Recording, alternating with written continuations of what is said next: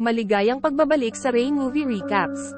Narito na naman po tayo para sa isa na namang magandang pelikula na pinamagatang Always na napalabas noong 2011. Ito ay patungkol sa isang mukhang mahinang food delivery rider na hindi mo aakalaing isa palang napakalakas na pro boxer. Kaya't ano pa ang ating hinihintay? Sit back, enjoy and relax, love you. Nagsimula ang pelikula sa isang binata na nagngangalang Chulman. Nagde-deliver siya ng malalaking galon ng tubig sa isang opisina. Pagkatapos noon, nagmamadali siyang pumunta sa bago niyang part-time job bilang parking lot attendant. Gayunpaman, sa trabahong ito, kadalasan ay nakaupo lang siya sa isang maliit na booth at nanonood ng TV. Isang gabi, isang batang babae ang hindi inaasahang pumasok sa booth at binigyan siya ng pagkain. Nataranto si Chulman at tinanong kung sino siya. Nagulat ang batang babae, na nagngangalang Changhua, nang marinig niya ang boses ni Chulman.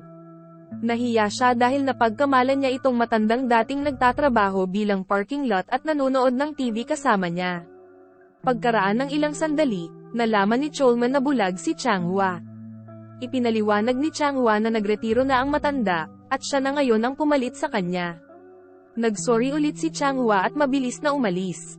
Sa kasamaang palad, umuulan ng napakalakas sa labas, kaya tumayo si Changhua sa gilid ng kalsada, naghihintay. Dahil hindi siya matiis na makitang mag-isa ito sa ulan, inimbitahan ni Chulman si Changhua na pumasok sa loob at manood ng TV kasama niya habang hinihintay nilang tumila ang ulan. Kinabukasan, ipinagpatuloy ni Changhua ang kanyang karaniwang trabaho bilang operator ng telepono. Sa kanyang abalang araw, dumating ang kanyang amo at binigyan siya ng masahe sa balikat para pasiglahin siya. Mukhang may gusto ang amo kay Changhua, pero hindi talaga ito pinansin ni Changhua.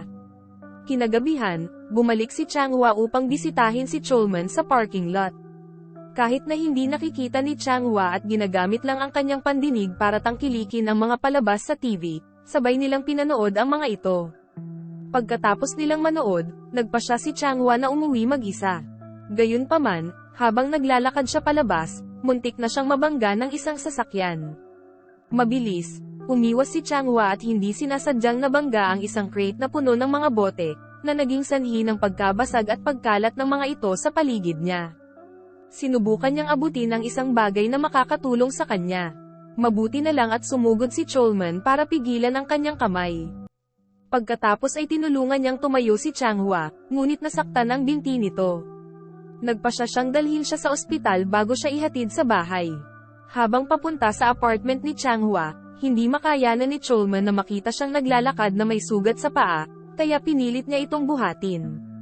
Noong una ay tumanggi si Changhua, iniisip na baka pagsisihan niya ito sa huli, ngunit iginiit ni Chulman at sa wakas ay dinala siya sa harap ng kanyang apartment building.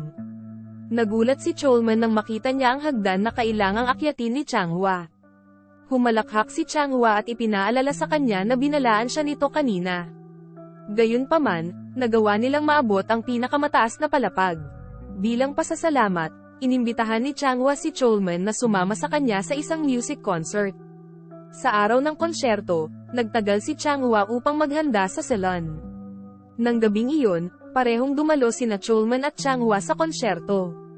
Kahit naririnig lang ni Changhua, na-enjoy niya ang musical performance at lalong lumakas ang damdamin ni Chulman para sa kanya. Isang araw, nasagasaan ni Chulman ang kanyang boxing coach sa isang restaurant. Ang coach, na curious sa matagal na pagkawala ni Chulman, ay nagtanong sa kanya kung bakit siya nawala ng matagal. Ipinaliwanag ni Chulman na 4 na taon na siyang nakakulong. At ibinahagi niya ang kwento kung bakit siya napadpad doon. Matapos huminto sa boxing, nagtrabaho si Chulman bilang isang debt collector. Madalas siyang gumamit ng karahasan para ipilit ang mga tao na magbayad ng kanilang mga utang. Isang araw, inaresto siya ng pulis habang sinusubukang mangolekta ng utang. Ngayon, sa kasalukuyang sandali, nakikita si Changhua na pauwi mula sa trabaho at binubuksan ang pinto ng kanyang apartment. Pero may narinig siyang tao sa likod niya at lumingon siya para hanapin ang amo niya. Galit ang kanyang amo dahil hindi nagpakita ng anumang interes si Changhua sa kanya sa kabila ng kanyang pagsisikap. Inaanyayahan pa niya ito sa hapunan, ngunit tumanggi si Changhua. Pagkatapos ay pinilit ng amo na pumasok sa apartment ni Changhua at tinangka siyang salakayin. Buong lakas ay lumaban si Changhua. Sa kabutihang palad, dumating si Cholman sa apartment ni Changhua at nasaksihan ang sitwasyon. Agad siyang nakialam, nasugatan ng amo ni Changhua at nabali ang kanyang mga daliri. Nang marinig ni Changhua ang kanyang amo na sumisigaw sa sakit, napagtanto niyang sinaktan siya ni Cholman. Nadismaya siya kay Cholman dahil sa ginawa nito sa kanyang amo, pero natatakot din siyang mawalan ng trabaho. Pagkatapos ng insidenteng iyon, nagsimulang samahan ni Cholman si Changhua kahit saan. Pumunta siya dahil nag-aalala siya na baka may makasakit sa kanya. Pagkatapos sinabi sa kanya ni Changhua na nagpa siyang huminto sa pagtatrabaho. Nangangahulugan ito na mas marami siyang libreng oras sa maghapon para makasama si Cholman. Tinanong ni Changhua si Cholman kung maaari niyang dalhin siya sa isang lugar, at nangako siyang dadalhin siya sa isang espesyal na lugar kinabukasan. Kinabukasan, naghintay si Cholman sa harap ng apartment ni Changhua na may hawak na tuta. Bago sila umalis, ibinigay ni Cholman ang tuta kay Changhua. Ipinaliwanag niya na kapag lumaki ang tuta, ito ay magiging isang bantay na aso para sa kanya. Pinangalanan nilang Dingga ang tuta. Sa wakas, nakarating sila sa isang magandang lawa, at ibinahagi ni Cholman kay Changhua kung bakit espesyal sa kanya ang lawa na ito. Siya ay lumaki sa isang ampunan malapit sa lawa na ito, na sa kasamaang palad ay nalubog dahil sa baha. Ang lawa na ito ang tanging lugar kung saan naaalala niya ang kanyang pagkabata. Pagkatapos ay tumayo si Changhua at tinanong si Cholman na humanap ng bato. Umupo sila sa isang malaking piraso ng kahoy at nagpalitan ng mga bato. Inilagay ni Changhua ang isang bato sa kamay ni Cholman, at inilagay ni Cholman ang isang bato sa kamay ni Changhua. Sinabi ni Changhua na iisipin niyang Cholman ang batong ito at dadalhin niya ito kahit saan siya magpunta.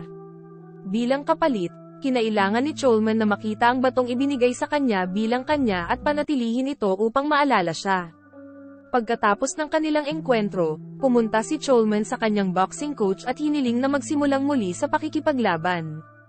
Dumaan siya sa regular na pagsasanay bago pumasok sa mga kompetisyon. Pagkatapos ng bawat sesyon ng pagsasanay o laban sa boxing, bibigyan ni Changhua ng masahe si Cholman upang matulungan siyang makapagpahinga. Sanay si Changhua sa pagpapamasahe, lalo na sa likod. Isang araw, inimbitahan ni Changhua si Cholman na bisitahin ang lugar kung saan itinalaga ang abo ng kanyang mga magulang. Nais niyang ipakilala si Cholman sa kanyang mga magulang at ibahagi ang kwento kung paano sila pumanaw na naging dahilan din ng kanyang pagkabulag. Isang gabi, si Changhua ay nagmamaneho ng kotse kasama ang kanyang mga magulang. Siya ang nasa manibela, at ang kanyang mga magulang ay nasa backseat. Sa kasamaang palad, habang siya ay nagmamaneho, ang kanyang atensyon ay nalipat ng isang taong nasusunog na nahulog mula sa itaas na palapag ng isang gusali ng apartment. Kasabay nito, isang kotse ang papalapit mula sa kabilang direksyon, at hindi nila naiwasan ang isang banggaan. Nabaligtad ang kotseng minamaneho niya, at kalunos-lunos na binawian ng buhay ang kanyang mga magulang sa aksidente.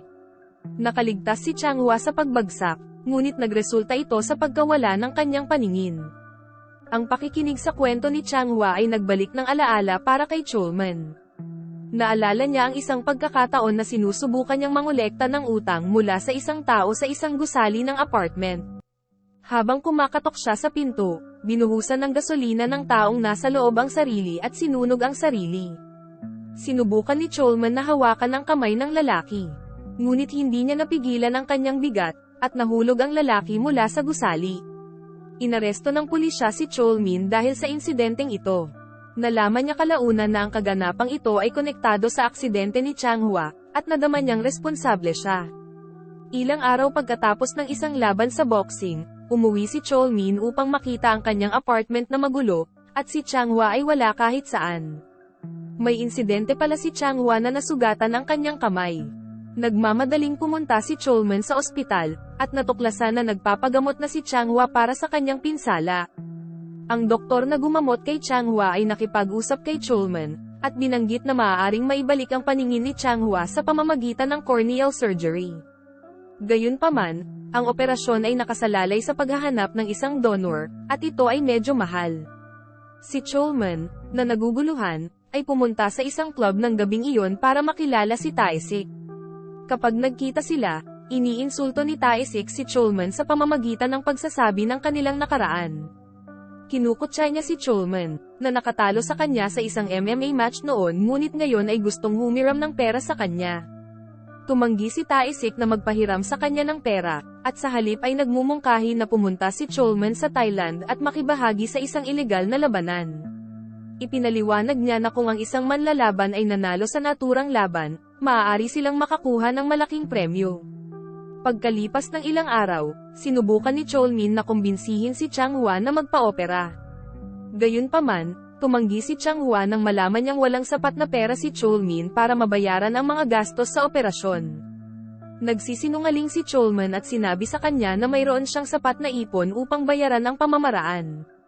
Long story short, nakilala ni Cholman at Tae-sik ang isang mafia boss.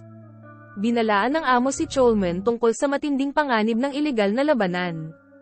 Plano niyang sumali, binibigyang diin na maaaring nakamamatay ito. Gayunpaman, kung gusto pa rin ni Cholmin na lumaban, dapat niyang baguhin ang kanyang pagkakakilanlan upang maprotektahan ang kanyang pamilya at mga mahal sa buhay mula sa potensyal na pinsala.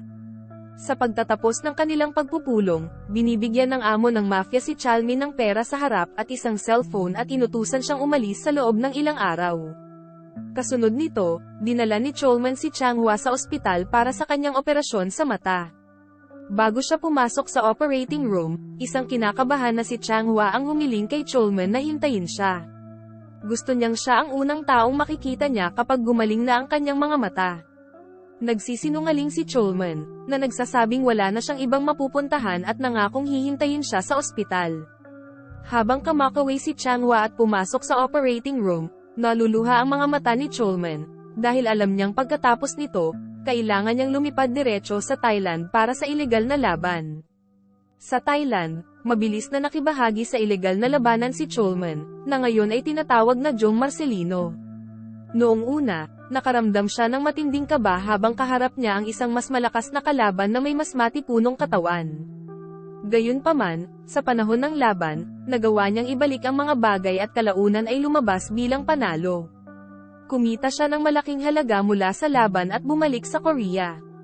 Samantala, matapos matagumpay na sumailalim sa operasyon upang mabawi ang kanyang paningin, si Chang Hua ay nabalot ng kalungkutan, dahil umalis si Cholman nang walang palem.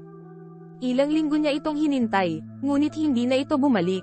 Sa wakas, iniulat niya sa pulisya ang pagkawala ni Cholman. Gayunpaman, nataranta ang mga pulis, dahil hindi alam ni Chang Hua kung ano ang hitsura ni Cholman, at hindi pa nila siya nakita. 2 taon na ang lumipas, at ngayon ay nagpapatakbo si Chang Hua ng isang flower shop. Isa rin siyang aktibong voluntaryo, na nagbibigay ng mga masahe sa mga pasyente sa ospital. Isang araw, nakatanggap siya ng tawag mula sa ospital na humihiling sa kanya na imasahe ang isang matandang lalaki na nagpapagamot. Nagmamadaling pumunta si Chang Hua sa ospital at mainit na sinalubong ang matanda.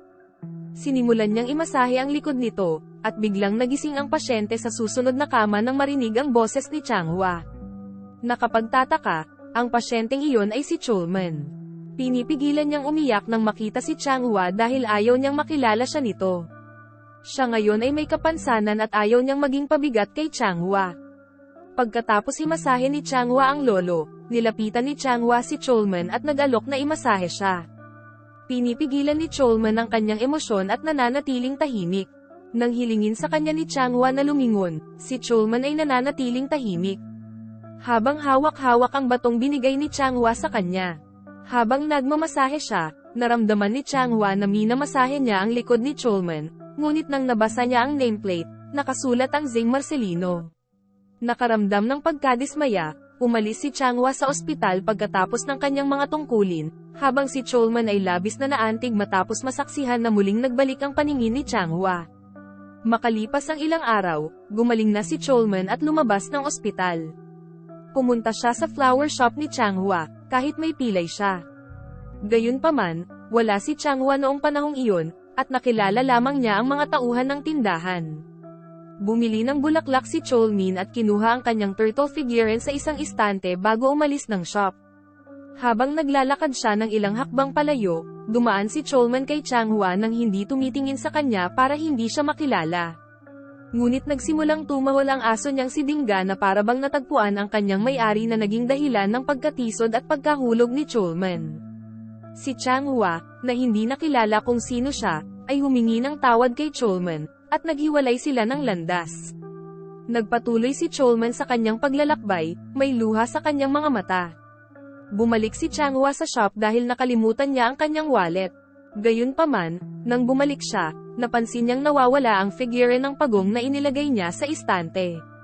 Sinabi sa kanya ng kanyang mga tauhan na may isang lalaking pilay ang nakatayo malapit sa pagong. Samantala, patuloy na tumatahol ang aso niyang si Dingga na gustong lumabas. Biglang naisip ni Changhua na ang lalaking nakasalubong niya sa kalye ay si Chulman. Nagmamadali siyang lumabas para hanapin siya. Habang umiiyak sa gilid ng kalsada, pinagsisisihan niyang hindi niya nakilala si Chulman kanina. Sa pagtatapos ng pelikula, nagmamaneho si Changhua ng kotse, hinahanap si Chulman. Bigla niyang naalala ang lawa na sabay nilang binisita. Samantala, sa lawa, inilalabas ni Chulman ang kanyang pagong. Lingid sa kanyang kaalaman ay nakatayo sa kanyang likuran si Changhua. Humihingi ng paumanhin si Changhua kay Chulman dahil hindi siya nakilala kanina nang mag-cross ang landas nila. Patuloy siyang humihingi ng tawad habang hawak ang mukha ni Chulman. Bago ipahayag ni Chulman ang kanyang pagmamahal sa kanya. Nagyakapan sila at umiyak. At dito na nga nagtatapos ang pelikula natin para sa araw na ito. Maraming salamat sa panonood.